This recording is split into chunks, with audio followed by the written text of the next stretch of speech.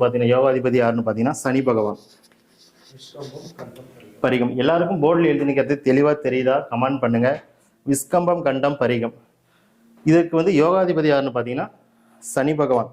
அதாவது இந்த யோகம் எப்படின்னு பார்த்தீங்கன்னா, நீங்கள் எந்த குடும்பத்தில் இருக்கீங்களோ அந்த குடும்பத்தில் வாழ்ந்தவங்க, அவர்களுடைய முன்னோர்களுடைய 7 தலைமுறை கணக்கு, நீங்கள் முன்ஜென்மத்தில் வாழ்ந்த பொழுது நீங்கள் செய்த புண்ணிய கணக்கு எல்லாமே வந்து இந்த விஸ்கமம் கண்டம் பரிகம் நாமயோகத்தில் பிறந்த நண்பர்களுக்கு இந்த சனி பகவானோடு தான் இருக்குங்க. நீங்கள் இந்த சனி பகவானை வந்து அடிக்கடி பார்த்து நீங்கள் வழிபாடு செய்யும் பொழுது உங்களுடைய யோகம் சிறிது சிறிதாக ஆக்டிவேஷன் ஆகி உங்களுக்கு ஒரு அற்புதமான பலனை வந்து நமக்கு கொடுக்கும். அதே போல் வந்து நீங்கள் குலதெய்வ வழிபாடு எடுப்பதாக இருந்தாலும் எடுங்கள், உங்களுடைய இஷ்ட தெய்வ வழிபாடு இருப்பதாக இருந்தாலும் எடுங்கள். அதே போல் அதுக்கு எவ்வளோ முக்கியத்துவம் கொடுக்குறோமோ அதே போல் இந்த விஸ்கம்பம் கண்டம் பரிகத்து நாமயோகத்தில் பிறந்த நண்பர்கள் இந்த சனி பகவானுக்கு அந்த அளவுக்கு முக்கியத்துவம் கொடுக்கணும். ஏன்னா உங்களுடைய புண்ணிய கணக்குகள் எல்லாமே யார்கிட்ட இருக்குதுன்னு பார்த்தீங்கன்னா இந்த சனி பகவான்கிட்ட தான் இருக்குது. நாம் இவரை போய் ஆக்டிவேட் செய்ய உங்களுடைய கடன் தொல்லைகள், வேலையில்லாத பிரச்சனைகள், பணப்பற்றாக்குறை, நோய் நொடிகள் எல்லாமே தூளாக காணாமல் போயிடும்.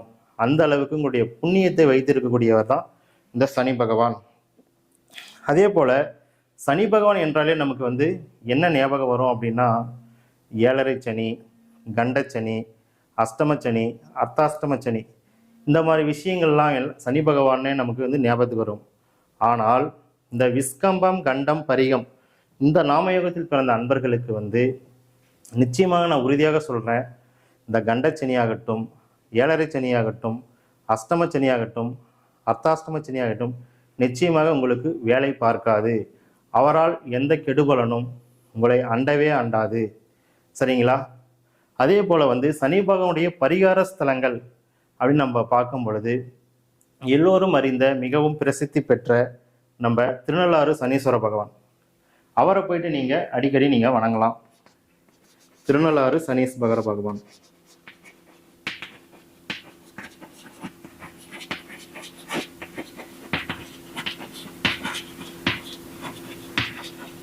அதே மாதிரி நம்ம தேனி மாவட்டத்தில் இருக்கக்கூடிய குச்சனூர் இருக்கக்கூடிய சனி பகவானை நீங்கள் வந்து வணங்கலாம்.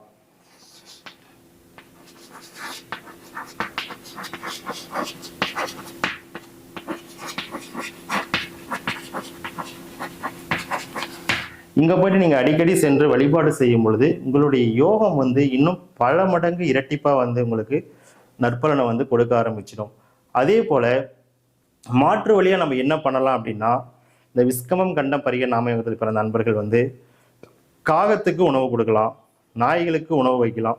இப்படி உணவுகள் வைக்கும் பொழுதும் உங்களுடைய யோகம் வந்து பல மடங்கு ஆக்டிவேஷன் ஆகும். அதே போல் நீங்கள் என்ன செய்யலாம் அப்படின்னா, உணவில் வந்து கறிவேப்பிலை,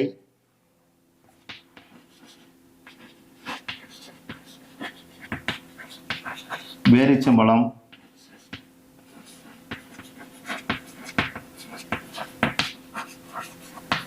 ஆப்பிள், பனைமரம் சார்ந்த உணவுகள்,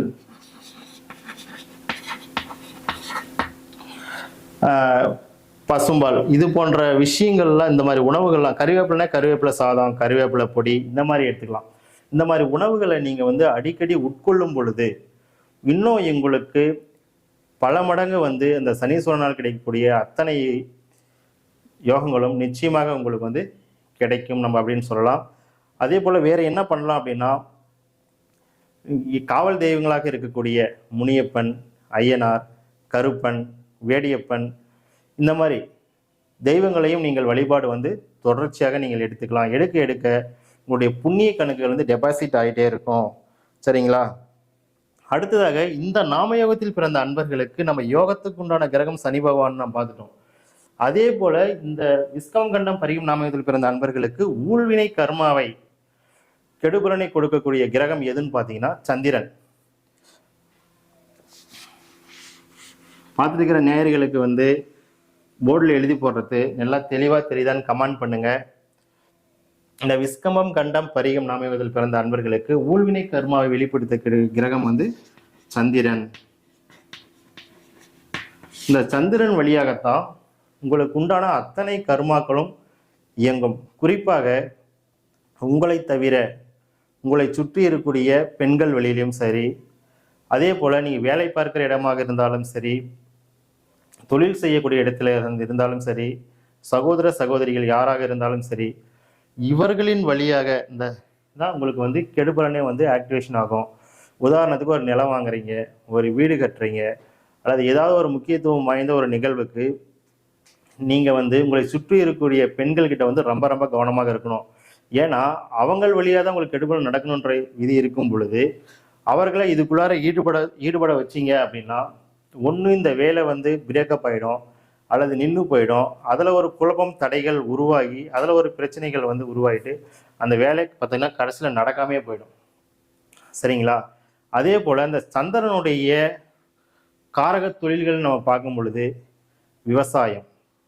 இப்போ விவசாயம்னா நம்ம என்ன பண்ணுறோம் அப்படின்னு பார்த்தீங்கன்னா, உணவை விளைவிக்கிறோம், தானியங்களை வந்து விளைவிச்ச தானியங்களை வந்து கொண்டு விலைக்கு போடுறது, அதாவது வாங்குவது, விற்பது, சமைத்த உணவுகளை வந்து விற்பது, ஆடை, நீர் சம்பந்தமான தொழில்கள், கூல்ட்ரிங்க்ஸு, வாட்டர் பிஸ்னஸ்ஸு, உடை, ஆடை ஏற்றுமதி, எக்ஸ்போர்ட் பண்ணுறது, இந்த மாதிரி விஷயங்கள் எல்லாம் நீங்கள் வந்து ஒரு தொழிலாக செஞ்சிட்டு இருக்கீங்க அப்படின்னா நிச்சயமாக உங்களுக்கு அந்த தொழிலில் வந்து ஒரு சிறப்பான பலனை வந்து நிச்சயம் கொடுக்காது. ஏன்னா உங்களுக்கு ஊழ்வினை கர்மாவையே வெளிப்படுத்தக்கூடிய கிரகம் யாருன்னு பார்த்தீங்கன்னா சந்திர பகவான். உங்களுக்கு அதில் வந்து ஒரு நன்மை வந்து நிச்சயமே கிடைக்காது. ஆனால் வந்து தொழிலாக செய்யாமல் நீங்கள் என்ன பண்ணலாம் அப்படின்னா, வேலைக்கு போகிறது ரொம்ப பெஸ்ட்டு. தொழிலாக செஞ்சீங்கன்னா நிறைய இன்வெஸ்ட்மெண்ட்டு நீங்கள் போடணும். அதே மாதிரி ஒரு இடத்துல வந்து தொழில் வச்சுட்டு இருக்கீங்க அப்படின்னா அதுக்கு ரெண்ட் கொடுக்கணும், அதில் வேலை செய்கிற நபர்களுக்கு வந்து லேபர்ஸுக்கு வந்து ஊதியம் கொடுக்கணும், அதே மாதிரி வந்து ஈபி பில் கட்டணும். இப்படி வந்து கமிட்மெண்ட் வந்து உங்களுக்கு அதிகமாகிட்டே இருக்கும். ஏற்கனவே உங்களுக்கு சந்திரன் வந்து ஊழ்வின கர்மாவை வந்து வெளிப்படுத்தக்கூடிய கிரகமாக இருப்பதனால இதை சார்ந்த நீங்கள் தொழிலை செய்யும் போது அது ஒன்றும் பெருசாக வந்து பலனை வந்து நம்ம அனுபவிக்க போகிறதில்ல. அப்போ நீங்கள் என்ன பண்ணலான்னா வேலைக்கு போகலாம். வேலைக்கு போகும்போது ஊழ்வினை கர்மா வந்து ஒன்றும் பெருசாக வந்து உங்களை பாதிக்காது. ஆனால் அதே நேரத்தில் நீங்கள் வேலைக்கு போகும்போதும் சரி, உங்களுக்கு வேலையை வந்து உங்கள்கிட்ட ரொம்ப அதிகமாக வாங்கிக்குவாங்க, போட்டு புழிஞ்சு எடுப்பாங்க வேலையில். ஆனால் அதற்கு உண்டான ஊதியம் வந்து குறைவாக கிடைக்கும். பரவாயில்ல, ஏதோ ஒரு வேலை கிடைக்குது, ஆனால் பெரிய அளவுக்கு வந்து உங்களுடைய கர்மா வந்து ஆக்டிவேஷன் ஆகாது. சரிங்களா? அதுலேருந்து உங்களால் வந்து விடுபட முடியும். சரி, இந்த விஸ்கமம் கண்டம் பரிகம் நாம எதிர்கொண்டவர்கள், ஐயா நாங்களும் எல்லோரும் போல வாழணும் அப்படின்னு எங்களுக்கும் ஒரு ஆசை இருக்குது, எல்லோரும் போல நாங்களும் மகிழ்ச்சியாக இருக்கணும்னு ஒரு விருப்பம் இருக்குது, நாங்கள் என்னங்கய்யா பண்ணுறோம், இதே மாதிரி தான் நாங்கள் வாழணுமா, எங்களுக்கு எந்த நிவர்த்தியும் கிடைக்காதா அப்படின்னா உங்களுக்கும் நிவர்த்திகள் உண்டு. அதுதான் நம்ம பார்க்க போகிறோம். இந்த விஸ்கமம் நாமயோகத்தில் பிறந்த அன்பர்களுக்கு வந்து உங்களுக்குரிய வழிபாட்டு ஸ்தலமாக நம்ம எது பார்க்க போகிறோம் அப்படின்னா, நம்ம கடலூர் மாவட்டத்தில் இருக்கக்கூடிய கானாட்டம் புலியூரில் உள்ள பதஞ்சலி சிவாலயம்.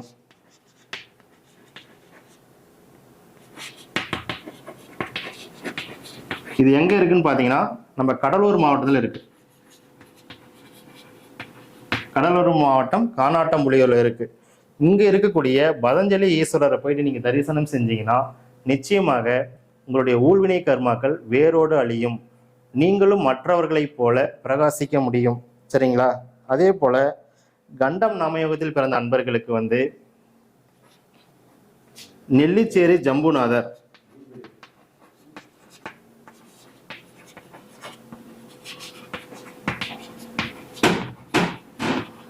இந்த கண்டம் நாமயோகத்தில் பிறந்த அன்பர்களுக்கு வந்து நீங்கள் இந்த நெல்லிச்சேரி ஜம்புநாதர் எங்க இருக்குன்னு பார்த்தீங்கன்னா நம்ம தஞ்சையில் இருக்குங்க. தஞ்சாவூர் மாவட்டத்தில் இருக்கு இல்லைங்களா? உலகத்துக்கே சோறுபடும் தரணி தஞ்சாவூர்ல தான் இருக்கு. இங்க போயிட்டு நெல்லிச்சேரி ஜம்புநாதரை நீங்கள் வணங்கும் பொழுது நிச்சயமாக உங்களுடைய ஊழ்வினை கர்மா அடியோடு காணாம போயிடும். சரிங்களா? அடுத்தது வந்து பரிகம் நாமயோகம். பரிகம் நாமயோகத்துக்கு வந்து வேதபுரீஸ்வரர். இது வேதபுரீஸ்வரர் எங்க இருக்குன்னு பார்த்தீங்கன்னா நம்ம செய்யார் பக்கம், காஞ்சிபுரம் மாவட்டம் செய்யார் பக்கத்தில் இருக்கக்கூடிய வேதபுரீஸ்வரர்.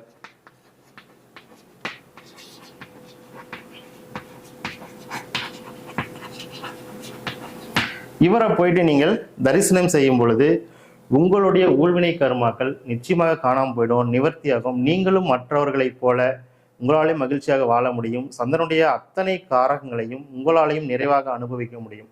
சரிங்களா? ஐயா எப்போ போகணும்?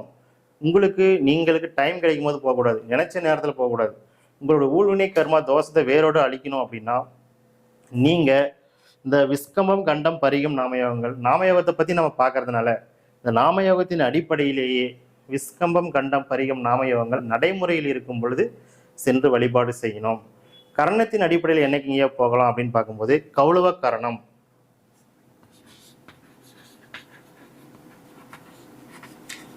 மற்றும் சகுனி கரணம்,